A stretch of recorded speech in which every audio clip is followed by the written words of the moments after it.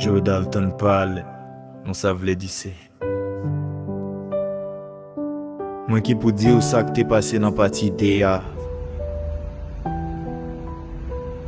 Jou yo te kidnape m.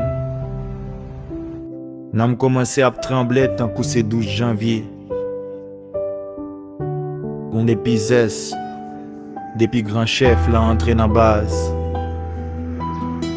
Tout neg yo dou, tan kou ti chat ka pase nan piye met li. Ebyen zanmim yo toujou di ou ti soldat. Yo toujou frekanse yo ki bat. Moun le yo kidnape yon bel fam. Tout neg pase sou li. Men se kon sa tout depi yo fe yon ere gran. Soldat touye yo gen moun ki pa gen kob. Yo boule, yo viol, yo fe masisi ak yo. Gadon mizè nan yon l'enfer. Epi m'tande le mouri mwen pral nan l'enfer. Eske yon moun ka dim sa.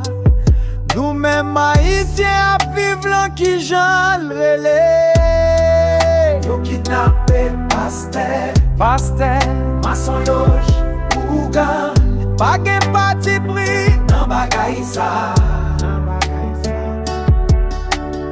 Sa ka tire atensyon m'kounya yo kidnape. Yon moun le yo mande l'ajan ou même ki potel lan. Sa pral depan de jan ye a. Yo ka tout pran tout.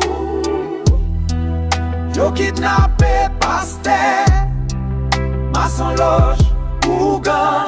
Pa gen pati pri nan bagay sa. Sa ka tire atensyon m'kounya yo kidnape. Yon moun le yo mande l'ajan ou même ki potel lan. Sa pral depan de jan ye a. Yo ka tout pran tout.